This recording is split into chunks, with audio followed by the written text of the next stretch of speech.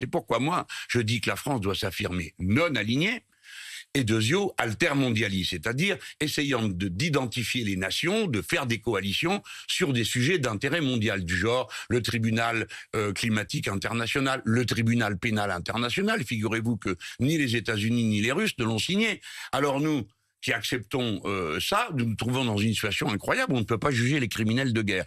Ou bien la proposition qu'avait fait François Hollande, et que je trouve très bonne et que je soutiens, il avait dit quand il y a crime de masse et crime de guerre, la France s'engage à ne jamais utiliser son veto.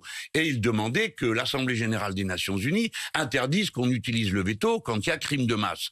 Eh bien, supposez que la guerre soit pas un crime de masse, mais vous comprenez ce que je veux dire. Eh bien, il y a 104 nations qui l'ont appuyé. Eh bien, si je suis président, je pousserai à ce qu'on ne puisse plus utiliser le droit de veto lorsqu'il y a crime de guerre.